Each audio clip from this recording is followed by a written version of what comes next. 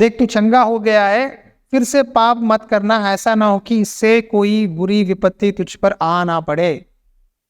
एक बार हम प्रभु के लहू के द्वारा धोने के बाद, प्रभु के द्वारा विश्वास में आने के बाद, अगर फिर दोबारा वही पाप में, वही बंधन में, वही अंधकार में, वही सांसारिक रीति रिवाज करेंगे तो शैतान हमें पकड़ेगा। प्रभु चाहता है कि प्रभु की बात हम माने। तो एक बार आपको पता चला है कि वो गलत है, ये करना नहीं चाहिए, फिर भी हम वही गलत जानबूझकर करते हैं, तो हम प्रभु की आज्ञा नहीं, शैतान की आज्ञा मान रहे हैं। प्रभु इसी बात को उस व्यक्ति से समझा रहे थे, देख तुझे चंगाई मिला है, आगे से तू क्या करना, पाप मत करना। पाप में छोटा बड़ा नहीं है, पाप पापी है।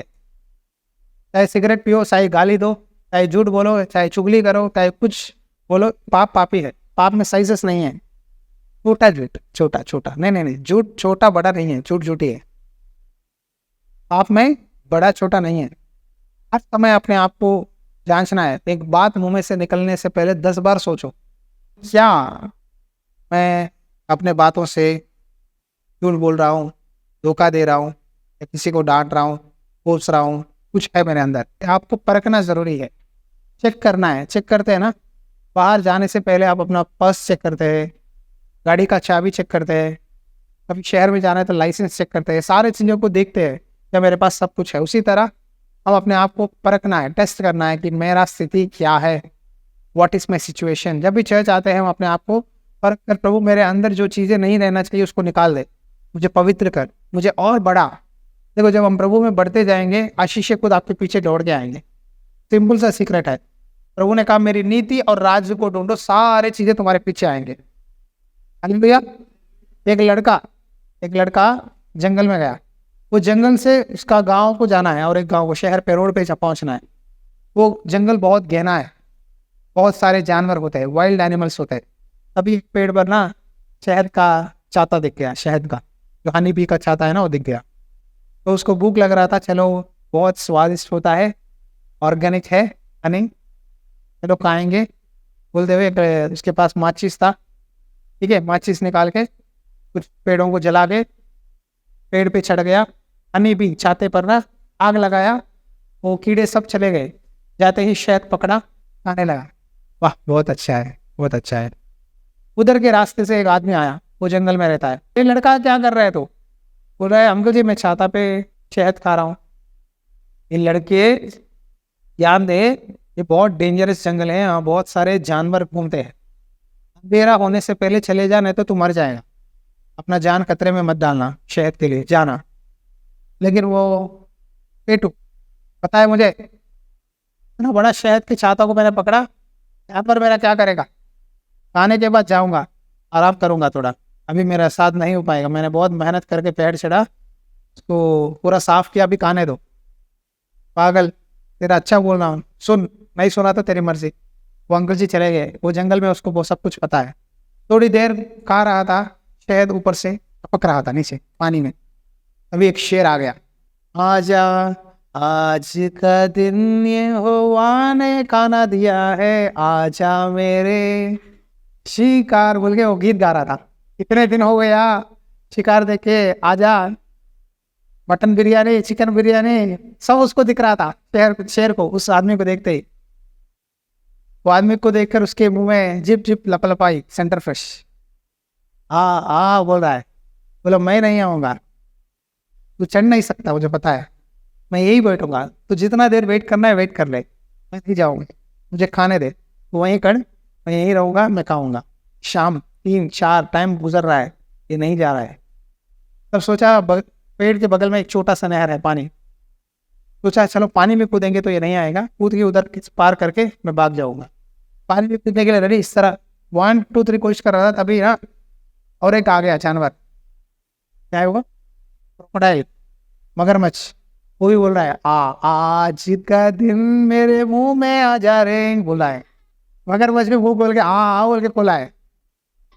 उधर शेर, इधर मगरमच्छ, हाथ पकड़ा। मैं यही बैठूंगा, ना मिट्टी पे जाऊंगा ना पानी में कूदूंगा, यही रहूंगा, देखेंगे कितना कोशिश करना है कर लो, मैं तो यहीं बैठूंगा। तभी और एक आया, कौन है? आज का दिन मैं आ रहा हूँ, गीत गाते हुए आ रहा था। उसके अंडे थे, उस पर घोंसला था। तब ये आदमी, वो सांप आते हैं ना पेड़ के जो डालियां लेकर, इस तरह बोल रहा था, जा जा बोल के। सांप को गुस्सा आ गया, ए ये मेरे अंडे के बच्चे के अंडे को मार देगा शायद बोलकर आकर एक लगाया चेहरे पे, आँख पे लगाते ही आ बोलने लगा। वो हाथ नहीं दिख रहा था, हाथ पैर हिल गए, ऑटोमेटिकली नीचे गिर गया। शेर उसको पकड़ के हड्डियां तोड़ के मटन बिरयानी कर दिया, खा लिया, मर गया। शाम ये आदमी जो बोला था ना, सुबह एक आदमी जो जंगल में रहता है, वो शाम जा रहा था, देखा कि उसके बॉडी पार्ट्स वहाँ गिरे हैं, शहर ने खा लिया। तो बोला था मैंने तुझे पहले, पागल, जब मैंने तुझे चेतावनी दिया तूने नहीं माना, क्या करे, मर गया बेचारा। उसने आज्ञा नहीं माना, नियम नहीं माना। जंगल के नियम होते हैं कब कहाँ कैसा रहना है। हम थोड़ा सा आलसीपन, थोड़ा सा खाने पे, थोड़ा सा अपना मर्जी इस्तेमाल करेंगे, शरीर के दिमाग को इस्तेमाल करेंगे, हम उस आज्ञा को नहीं मानेंगे तो हम अपने ऊपर क्या खतरा ला लेंगे। परमेश्वर ने उसे भेजा था, वो आदमी को तो चेतावनी दिया था, वार्निंग दिया था, देख ये जंगल है, अपने जान खतरे में मत डालना, बी केयरफुल, जल्दी चले जा, रहना मत। लेकिन उससे टाइम पास कर दिया, तो मन किस पे था, खाने पे था। इसी तरह हम भी कई बार लोगों के बातों पे, खाने पे, चीज़ों पे, कई छोटे छोटे चीज़ें हमारे जीवन में क्या करते हैं, प्रभु में बढ़ने से रोक देते हैं। तो हम क्या करते हैं, शैतान के शिकार बन जाते हैं। लेकिन हम अगर उस बात को, चेतावनी को पकड़कर, नहीं मुझे यहाँ नहीं रहना है, बाइबल में लिखा है, क्या ही धन्य है वह पुरुष जो दुष्टों की युक्ति पर नहीं चलता, जो टट्टा करने वालों की मंडली में नहीं बैठता, परंतु यहोवा की व्यवस्था पर दिन रात ध्यान करता है। वो बहती नलियों के किनारे लगाया हुआ पौधा है, उसकी पत्ता कभी मुरझाता नहीं। वचन संहिता अध्याय 1 साम्स 1। हम किससे बैठते हैं, हम किससे बात करते हैं, वो आपके ऊपर बहुत बड़ा इफेक्ट देता है। आपका दोस्त कौन है, आपका फ्रेंड कौन है, सही है। अपनी पर्सनल बातें, अपने घर की कहानी किसको बताते हो, या परमेश्वर के बच्चों से, परमेश्वर के दास से, या संसारिक लोगों से। आज हमें सोचना चाहिए मेरा दोस्त कौन है। मेरी लाइफ में ना परमेश्वर ने सारे दोस्तों को काट दिया। मैं अपना प्रभु को छोड़ नहीं सकता, प्रभु की आज्ञा को तोड़ नहीं सकता।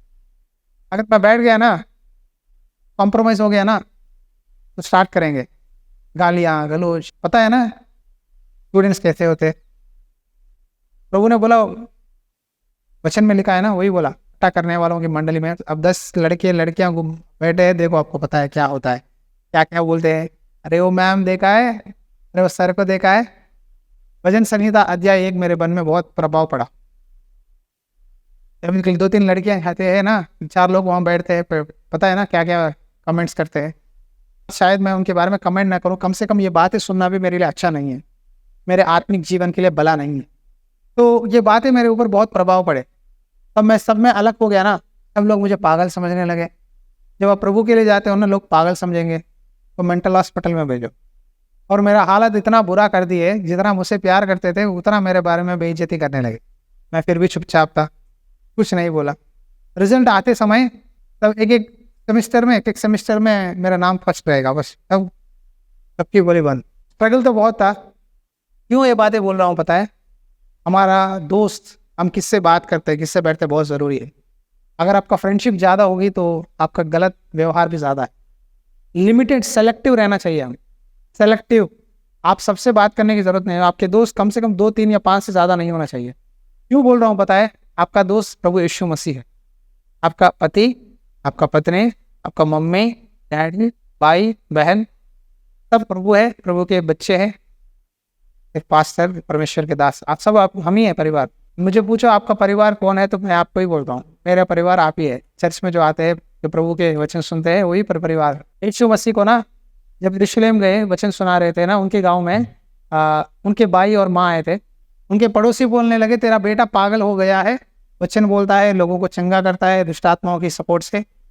तो उनको पकड़ने आए यीशु मसीह के भाई और माँ, यीशु मसीह को पकड़ के लेके जाने। तब यीशु मसीह समाचार प्रचार कर रहे थे। एक चेला आकर बोला, प्रभु तुम्हारे भाई और माँ आए हैं। तो प्रभु ने क्या बोला बताए, चेलों की ओर हाथ दिखाकर, वहाँ बैठे हुए लोगों के हाथ दिखाकर, जो लोग परमेश्वर की वचन सुनते और मानते हैं, यही मेरे भाई और माँ है। आमीन। आज हमारा रिश्तेदार कौन है पता है? प्रभु के लहू के द्वारा धोए हुए बच्चे हैं, परमेश्वर के बच्चे ही। आप चिंता मत करो कि मुझे वो छोड़ दिया, ये छोड़ दिया, कोई बात नहीं। एक चला गया तो 100 लोग आएंगे आपके लाइफ में, 100 लोग आपको हेल्प करेंगे। बच्चे, सारी चीजें परमेश्वर देता है। मैंने देखा प्रभु के लिए जो भी मैं छोड़ा है, प्रभु उल्टा वापस उसे 100 भर के देता है।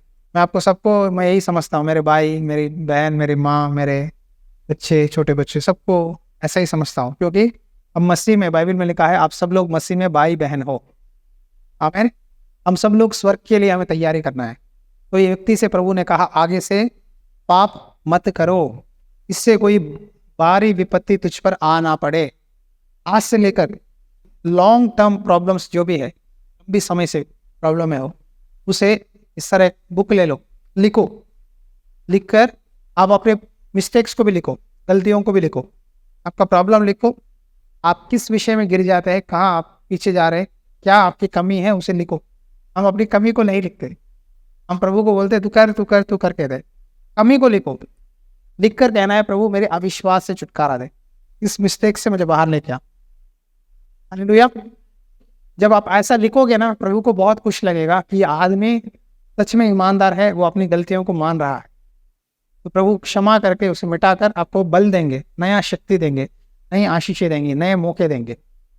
मैं ये सीक्रेट आपको बोल रहा हूँ क्योंकि मैंने कई बार किया है। मैं अपने आप को टेस्ट करता हूँ कि कहाँ मैंने इस विषय में प्रभु से बातें करने में, या कहाँ मेरे अंदर गलती है, कहाँ सुधारना चाहिए, कहाँ बदलाव करना चाहिए। हम हर दिन बदलना है। मसीही मतलब एक दिन में नहीं बनते आप बपतिस्मा लेने से मसीह नहीं है, आप चर्च आने से मसीह नहीं है, प्रभु के बोझ में भाग लेने से मसीह नहीं है। मसीह जब बनते हो जब आप प्रभु के समान जीते हो, प्रभु के जैसा जीते हो, आप प्रभु के जैसा बात करते हो। आपको देखकर लोग कहना है कि इसके अंदर परमेश्वर है, परमेश्वर इसके साथ है। चाहे जंगल में भी जाए, परमेश्वर इसके साथ रहेगा। जब मैं यहाँ आ रहा था, साउथ इंडिया बहुत डेवलप्ड सिटी है, बहुत डेवलपमेंट है। मेरे दोस्त कहने लगे जाकर वो दहाड़ में, वो खेतों में क्या करेगा, पढ़ा लिखा है, सिटी में था, बड़े बड़े सिटी में रहना चाहिए, हैदराबाद में था, चेन्नई में था, शहर में रहना चाहिए, तो वहाँ क्या करेगा, कितने साल रहेगा पता नहीं, कब आ जाएगा पता नहीं। अभी कभी कभी मेरे रिश्तेदार फ़ोन करते हैं, कितने साल रहेगा पंजाब में मालूम नहीं, कब आएगा मालूम नहीं। सच बोल रहा हूँ, यही बोलता हूँ। अभी कभी कभी कुछ सवालों का जवाब हमारे पास नहीं है, शायद अब नहीं है, लेकिन समय बीतते समय ना आपको परमेश्वर सारे सवालों का जवाब देगा। आमीन। कई सारे ऐसे सवाल होते हैं you don't have answers, answer नहीं है। आंसर नहीं है इसका मतलब ये नहीं कि आप गलत कर रहे हैं। कई लोग कहते हैं पहले क्वेश्चन आंसर ढूंढो तभी करो। कभी कभी प्रभु के काम करने के लिए कोई जवाब नहीं रहता, मालूम नहीं होता। अब्राहम से प्रभु ने क्यों कहा अपना देश, अपने कुटुंबी, अपना गांव छोड़कर, प्रभु ने कहा तू जा कानान देश को जा, मैं वहां तुझे आशीष दूंगा।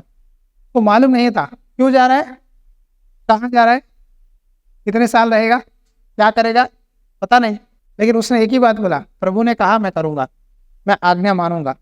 एक आदमी की आज्ञा मानने के द्वारा, ईमानदारी के द्वारा आज एक देश, कंट्री है इजराइल कंट्री।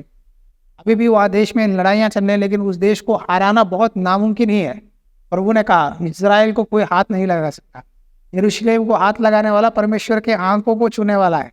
इतना डेवलप्ड कंट्री इजराइल है, रेगिस्तान में वो लोग ना ये खेती काम करते हैं, जंगल में, रेगिस्तान में, जो सूखे हुए भूमि में पानी नहीं आता, उन्होंने टेक्नोलॉजी डेवलप किया, थोड़े पानी से खेत पकाते हैं। इजराइल का साइंटिस्ट, इजराइल के मिलिट्री, उनका दिमाग किसी को नहीं है, क्योंकि अब्राहम ने उस दिन परमेश्वर की बात माना, इसलिए प्रभु ने उसकी जाति को आशीष दिया, देश बनाया। जब हम आज्ञाकारी बनते हैं, परमेश्वर हमारे बच्चे को इतना समझदार बनाएगा कि हमारे बच्चे आने वाले दिनों में बड़े बड़े डॉक्टर्स, इंजीनियर, साइंटिस्ट, पास्टर्स, कई सारे चीज़ों में ऊंचे स्थान में रहेंगे। आज्ञा मानना आपसे शुरुआत होता है। आप मत बोलो कि मेरे बच्चे करेंगे, नहीं, आपसे शुरुआत है, आपसे शुरुआत है। आप मानोगे, प्यार करोगे, ईमानदार होगे, आपके आशीष है, आपका मेहनत के बच्चों पे जाएगा। हालेलुया। मेरे पिताजी गुजर गए बस छोटे सा उम्र में, उन्होंने कभी भी मैं सरकारी अमल की घमंड नहीं दिखाई, बहुत नम्र रहते थे, चर्च में दशमाश देते थे, खाना बनाना है कभी बनाते थे, परोस लेते थे। के बाद जो लोग गरीब लोग ना, जिसके कपड़े फटे हुए, ये ना लकवे, जो लेप्रसी रहते थे, उनको ना कपड़े लेके देते थे। मेरे डैडी ने मुझे सिखाया तू भी यही काम कर। तो मैंने पहले, जब मैं छोटा सैलरी आया पहला, तो मैं लेप्रेसी हो गया। फूड तो मिलता है, कोई प्रॉब्लम नहीं, छोटे छोटे चीज़ें जो ज़रूरत में है, तो वहाँ जाकर उनको साबुन देना। छोटे छोटे बच्चे, माँ बाप नहीं थे, बच्चे अनाथ आश्रम को, अंकल अंकल पेंसिल चाहिए, पेन नहीं देते, साबुन नहीं है अंकल, पेस्ट नहीं है, ब्रश नहीं है, तेल नहीं है। तो मुझे बहुत दुख लगा। कुछ लोगों को हम अब बैग्स देने लगे, सब जो जो उनको ज़रूरत है वो देने लगे। जब उनको देता रहा मुझे बहुत खुशी हुई। हालेलुया। इस संसार में हम कुछ नहीं लेके जा सकते, कुछ नहीं पा सकते। जो भी प्रभु प्रेरणा देता है, जो प्रभु बोलता है हम वो करते हैं, उसके द्वारा हम आशीष पाएंगे। आमीन।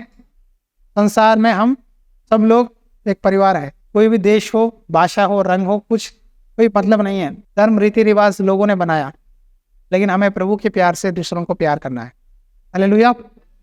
इसीलिए प्रभु जहाँ भी जाते थे उनकी समस्या को देखते थे, आदमी को जब परखते थे उसकी समस्या को देखकर उसको हेल्प करते थे। तो इस समय परमेश्वर आपसे कहते हैं, लंबी समय की तकलीफ, बीमारी, परमेश्वर कहते हैं मैं उसको आज निकाल दूंगा। आज उस कड़वाहट का जड़ आपके अंदर से प्रभु निकाल देंगे, उस कांटे को निकाल देंगे, आपको नया बनाएंगे।